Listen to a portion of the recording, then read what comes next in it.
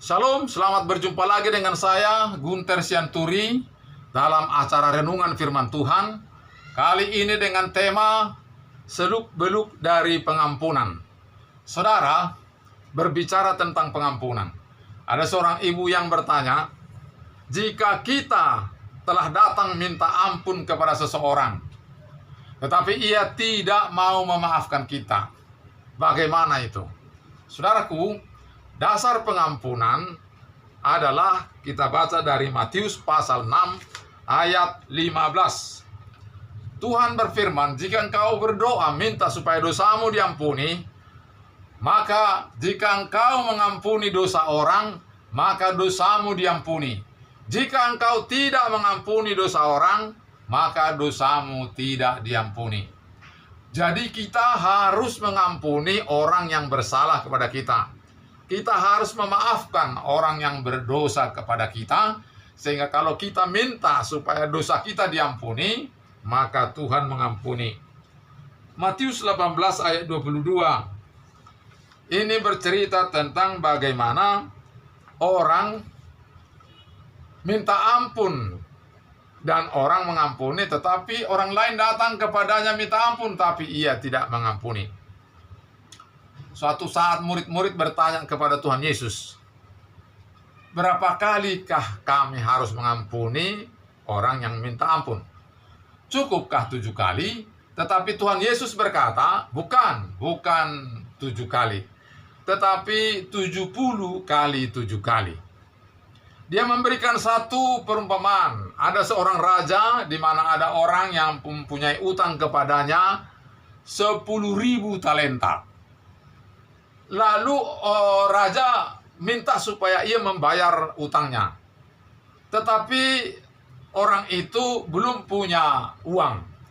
Lalu raja itu mengatakan, tangkaplah dia, biarlah ia dijual supaya ia bisa membayar utangnya.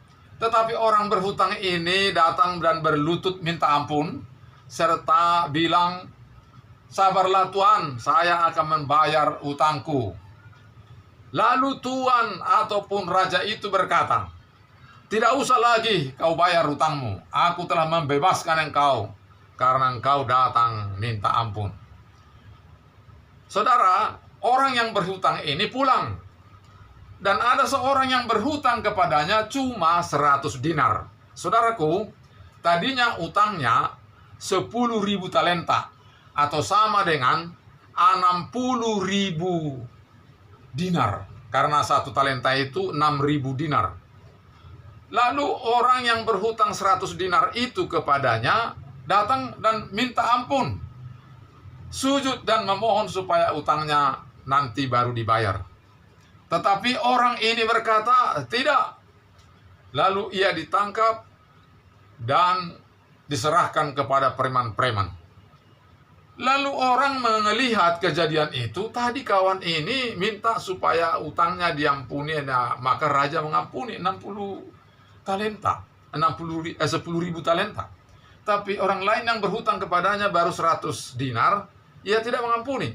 Lalu orang memberitahu kepada raja, dan raja itu murka dan menangkap orang itu serta memberinya kepada penjara.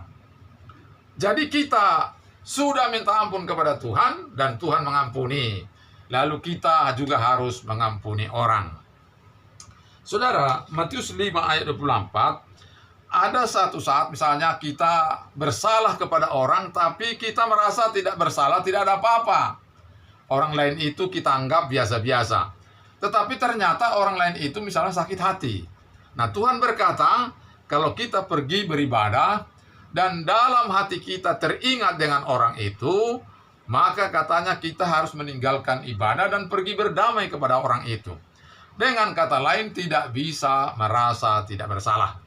Lebih baik kalau kita sudah salah kepada orang, lalu kita segera minta maaf. Saudara, ada orang tadi yang berkata, jika kita minta maaf tapi orang tidak mengampuni. Saudara, tulus kita datang minta maaf kepada orang sudah baik, tetapi belum tentu memang orang lain mau memaafkan. Tidak apa-apa. Bukan lagi kita yang bersalah kalau kita sudah datang minta maaf tapi ia tidak mau maafkan. Yang penting kita sudah datang, maka Tuhan sudah tahu hati kita. Tapi persoalannya jangan seperti yang sebelah kiri kayu salib. Setelah Tuhan Yesus disalibkan, karena ada dua orang yang tersalib di sebelah kiri dan sebelah kanan. Yang sebelah kiri berkata kepada Tuhan Yesus, minta, mohon, yaitu begini perkataannya. Bukankah kau adalah Kristus? Selamatkanlah dirimu dan kami.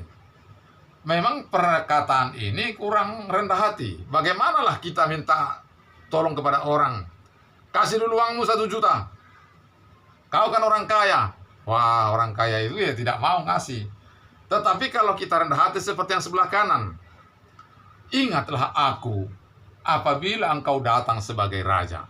Untuk orang ini Yesus merespon dan berkata, hari ini juga engkau ada bersama-sama dengan saya di Firdaus. Jadi kita harus rendah hati memang datang sebagai orang yang bersalah menjumpai seseorang.